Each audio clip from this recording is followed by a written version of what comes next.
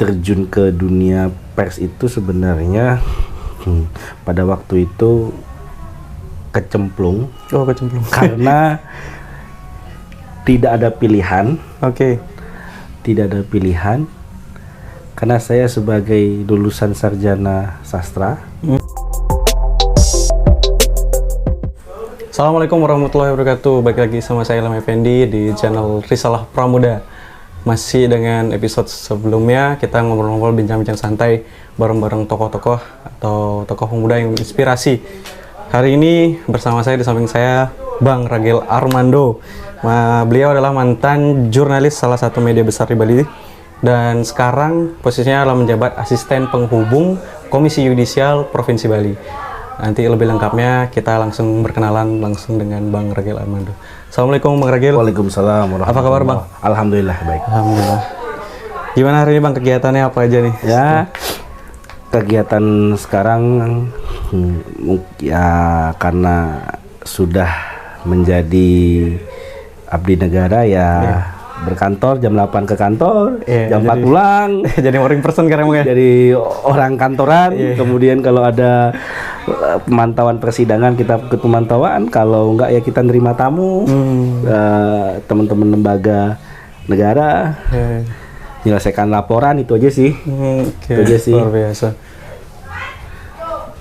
Bang Ragil, background Bang Ragil nih, bisa nggak ceritain sejarah singkat background Bang Ragil dari terjun awalnya di pers, di jurnalistik, sampai akhirnya jadi asisten penghubung komisi yudisial ya? Nah, saya bismillahirrahmanirrahim.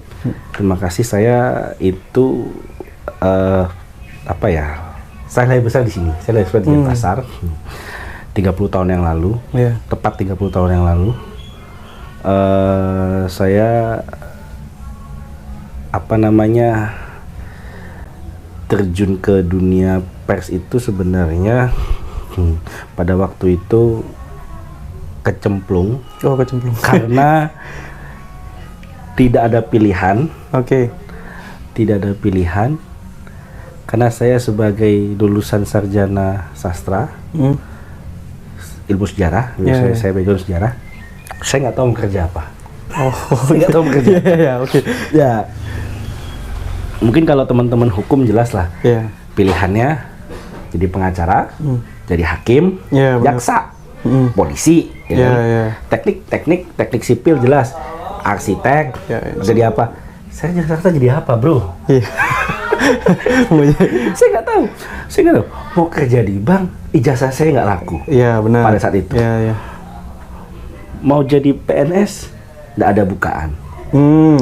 Iya kan? Karena mau jadi PNS, misalkan jadi PNS Kementerian Kelautan, kan nggak mungkin sarjana sastra. Sarjana sastra. Sejarah lagi.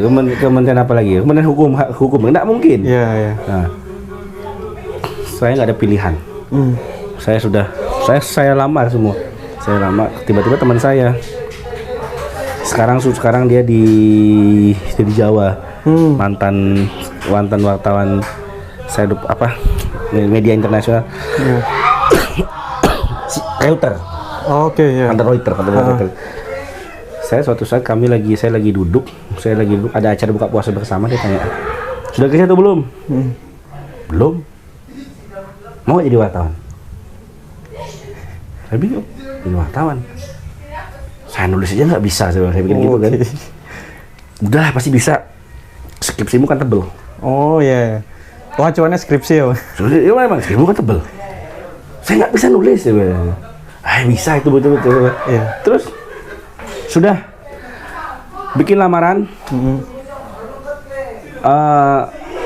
Lamarin ke Radar. Pasti keterima. Ke Radar lah saya lamarkan.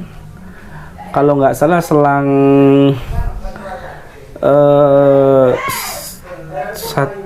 satu minggu dari saya ngelamar, dipanggil saya wawancara. Waktu itu ada 7 orang. Salah satunya sekarang jadi sahabat saya dia. 7 orang. Kami alhamdulillah lulus. Nah, ditaruhlah saya di pelatihan di seni budaya. Oh, oke. Ya, di seni budaya. Des seni budaya. Blank saya. Kok bisa blank, Bang? Saya suka dengar lagu. Suka. Tapi saya tidak mendalami musik. Oh ya, oke.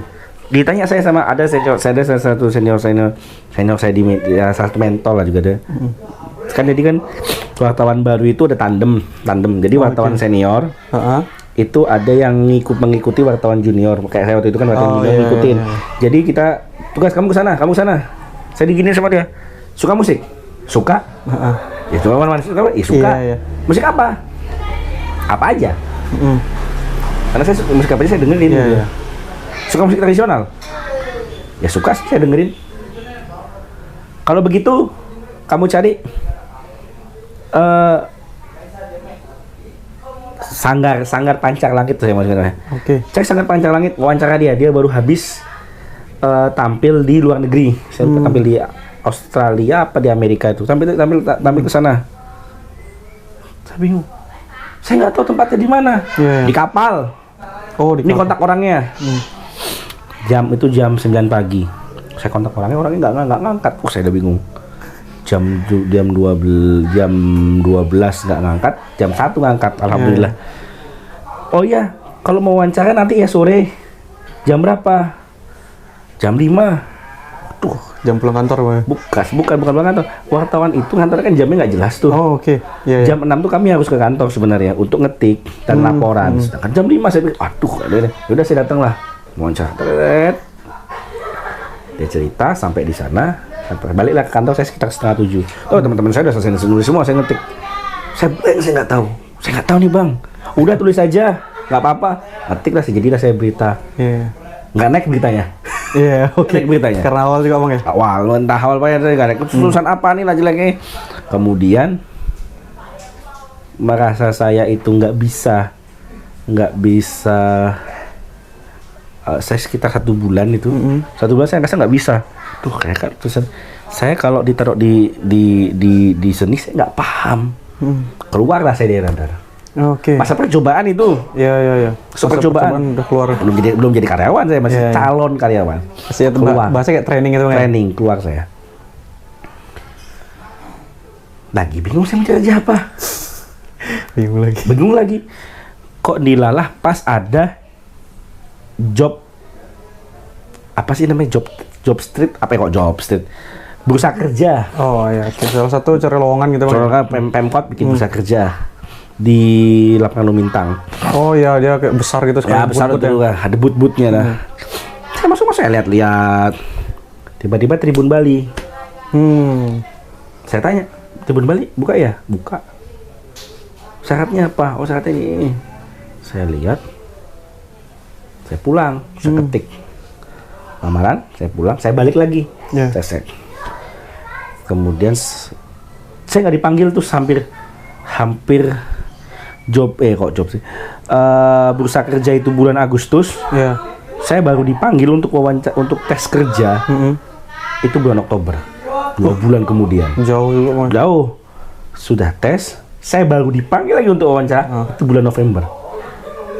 Jaraknya jauh sekali, Bang. Jauh. November pertengahan. Itu pun sampai pemretnya tuh waktu itu bilang, Mas, kalau memang nggak mau mau cari kerja lain sudah dapat silahkan. Kalau mau tetap sama kita nggak apa-apa. Sampai kita ngomong gitu. Ya Pak, saya tunggu Pak. Mau kerja apa? Alhamdulillah diterima tanggal 1 saya 1 Desember 2015. Bulan, Bang ya? 4 bulan betul ya? 4 bulan saya mulai bekerja. Dan alhamdulillah tidak di seni.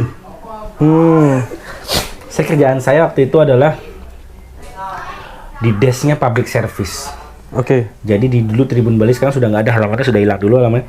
Jadi ada masyarakat nanya, misalkan kenapa jalan saya rusak, kenapa listrik sering padam, kenapa? Ya pelayanan masyarakat tiap hari lah. Saya tanya ke dinas terkait atau misalkan instansi terkait, ini kenapa begini, nanti saya buat tulisannya naik. Itu saya ambil 3 bulan. Bulan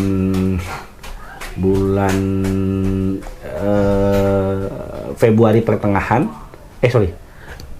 nggak sampai sebulan, ding. bulan Januari saya dipindah ke Des Hukum Kriminal. Des Hukum Kriminal, oke. Ya, saya ditelepon. Agil, besok kamu di kriminal. Iya. Hari Jumat, saya masih ingat tuh hari Jumat. Habis sholat Jumat, gak usah buat hotline public service. Kamu datang ke Gang Zambek di Jalan W. Supratman. Itu ada orang gila membunuh atau menebas orang tuanya, meninggal loh. Oke. Habis sholat Jumat, saya ke sana. Iya. Saya buat. Itu berita pertama saya. Pertama kali dong ya? Headline. Kalau sering naik, iya. Headline pertama saya itu. Oke. Sampai saya ada clipping, saya simpen clippingnya. Headline pertama saya itu sampai Pasar Badung kebakaran. Iya. Saya lupa tanggalnya, kayaknya bulan-bulan Februari atau Maret tuh ya. Saya mau liputan Pasar Badung, telepon saya. Halo, kamu ke kantor? Kantor saya. Kenapa Pak? Saya mau liputan Pasar Badung nih. Oh, gini. Kamu kenal apa? Kenal orang politik? Kenal nggak? Ya kenal sih Pak. Namanya saya aktivis. Ya, saya pasti kenal. Tapi oke, besok kamu ke politik dan pemerintahan. Jadi setelah mulai 2016 sampai saya pensiun ya, memutuskan untuk berhenti bulan Juni 2022, saya di politik pemerintahan. Oke, berarti awal mula tuh tahun terjun ke 2015 saya jadi wartawan. Oh, 2015 jadi wartawan. Berarti hampir nggak sampai setahun sih. 2016 saya di politik. Jadi ya itu di politik itu yang menurut saya benar-benar menjadi kawah canda di mukanya saya. Saya banyak belajar ketemu orang, memahami orang, sosialisasi ya. Melihat orang ini tulus dan tidak. Saya lihat di politik karena saya benar-benar lihat. Ya saya jadi ya banyak saksi kejadian-kejadian yang ada di Bali dan nasional. Saya waktu di Munas Golkar, pernah Munas beberapa partai politik. Berkenalan dengan orang-orang yang mungkin dulu saya hanya lihat di TV. Saya bisa kenalan langsung, bahkan kami saling tukar nomor. Hal yang bagi saya nggak usah 1 tahun atau bahkan 2 tahun sebelumnya seperti nggak mungkin. Saya bisa sedekat dengan presiden, sama seperti kita duduk presiden di sini, saya di sini. Presiden siapa tuh gitu Bang? Jokowi. Oh Jokowi, oke. Dengan walaupun terlepas dengan banyaknya pada wartawan, tetapi saya kami tatap mata dan saya bisa video bisa gini, saya itu di acara Munas Hanura. Ya, saya bisa bertemu dengan Pak SBY itu ada. Bertemu dengan Ibu Mega, saya berfoto dengan Ibu Mega, dengan Mbak Puan. Hal-hal yang nggak mungkin saya dapatkan 2-3 tahun sebelumnya, ketemu dengan Mas Ganjar, Mas Anies. Hal-hal saya banyak ketemu orang. Saya banyak kenalan baru. Ya sampai akhirnya namanya jalan hidup, qadarullah. Saya mendapat ada informasi bahwa Komisi Yudisial akan membuka kantor di Bali dan mencari ada koordinator dan asisten ya secara komisioner lah. Dengan dukungan keluarga, rekan-rekan, keluarga, dukungan banyak orang lah. Saya memutuskan ikut karena banyak juga teman-teman yang bilang, udahlah selama ini kamu jadi tukang mengkritik pemerintah dalam bentuk kami media kan menjadi pemantau pemerintah. Sekarang kamu coba masuk ke dalam pemerintahan. Ya biar tahu. Rasain sih jadi pemerintahan seperti apa. Ya, saya akhirnya putuskan, yaudah saya coba deh. Posisi saya waktu itu sudah editor muda, asisten editor lah. Saya masuk situ bulan Mei, saya daftar. bulan Juninya saya putuskan resign. Oke. Ya alhamdulillah berbagai proses tes CAT, kemudian apa namanya wawancara dengan komisioner, wawancara dengan psikolog. Alhamdulillah lolos dan tanggal 4 kemarin saya dilantik oleh Sekjen KY dan Ketua KY di Jakarta. Oke. Dan selama 2 minggu dari tanggal 4 sampai hampir tanggal 11-an, tanggal 11 tanggal 12 kami BIMTEK. Kami balik ya sekarang bertugas menjadi pelayan masyarakat. Jadi bagian dari institusi besar Komisi Yudisial yang bertugas menjaga integritas peradilan, menjaga integritas hakim. Itu sekarang 180 derajat berbeda dengan kehidupan saya sebelumnya. Oke. Bang, itu sih. Ketertarikan dulu Bang, awal ketertarikan dengan politik gitu. Saya juga pernah dengar Bang juga suka sejarah. Dari ketertarikan politik dan sejarah itu gimana sih awal mulanya Bang? Ketertarikan saya dengan politik itu tidak lepas dari Allahyarham abah saya. Beliau itu suka baca. Dia suka baca. Maaf, sebelum sorry. Oke. Iya, nah, beliau suka baca. Beliau suka baca. Jadi saya kecil almarhum abah saya itu pelaut. Oke, pelaut. Jadi kalau mau berangkat berlayar, itu selalu beli koran majalah Tempo, Gatra, untuk dibaca di laut kan. Jadi saya kadang-kadang sebelum itu saya baca. Saya baca. Soalnya masih kecil anak SD, saya sekedar orang baca kan. Suka almarhum abah saya suka nonton berita, saya kan tanya. Dari situ itu apa sih? Partai apa sih? Saya sering tanya lah. Sering diskusi karena kebetulan beliau waktu muda aktivis. Oke. GSNI, Gerakan Siswa Nasional Indonesia, under BPNI waktu itu. Saya kecil itu juga, waktu masih kecil nih, saya pernah ikut kampanye. Iya serius. Kongres PDI yang di Sanur, itu saya pernah. Tahun berapa itu? 98. Masih kecil itu masih TK atau apa. Ikut kampanye. Luar biasa. Percaya, saya itu dulu itu pernah minta gambar Soekarno tuh, karena dulu pun itu saya sampai beli ketan Pro Mega dulu. Saya nonton itu ikut pawai sama saya, sama ibu saya pawai. Itu persinggungan saya dengan politik. Mulai awal dari sana Bang. Iya. Saya suka politik kan suka orang kampanye. Oke. Terbawa dari masa kecil itu Bang. Orang kampanye itu menurut saya itu seru. Seru. Euforianya berasa Bang. Seru. Bawa bendera. Saya nggak tahu yang diomongkan pada anak kecil. Saya nggak tahu apa yang diomongkan oleh para orator itu.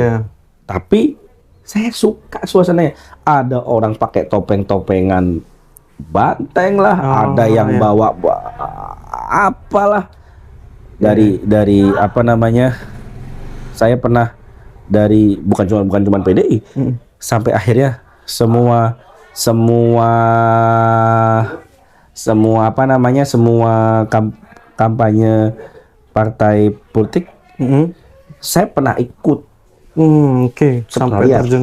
Sampai saya di kampung, saya mudik nih ke kampung orang tua saya di Tegal. Ada kampanye, ini saya sudah SMA kalau nggak salah, SMA mau naik SMA. Itu ada kampanye pemilihan wali kota. Saya ikut naik truknya. Luar biasa. Karena saya suka euforinya. Saya suka. Makanya saya kalau lihat orang munas partai, kampanye, saya liputan kampanye 2019, saya senang. Datang hadir Bang. Lihat orang nyanyi, lihat orang ininya. Kalau sekarang sih karena kita sudah saya waktu itu saya semenjak jadi wartawan, saya sudah dewasa. Saya bisa melihat lah gaya bicara, kemudian isi pemikiran, isi ideologi. Saya kalau sekarang saya seperti itu, kalau dulu enggak. Saya lihat ya seru-seruannya aja. Euforia bawa Iya, makanya sama teman-teman saya waktu kecil itu. Dulu kita tuh suka ngambil bendera-bendera partai. Bendera partai. Kami jadi jahit-jahitin, jadi layangan. Layangan gambar Demokrat lah, Golkar lah, PD naikin. Situ itu teman saya. Ada aja gitu. Karena ya seru-seru aja, karena kan anak SD dulu gambar PD, gambarnya banteng, ini gambarnya beringin, ini bintang nih keren nih gambarnya nih, ya lebih ke situ.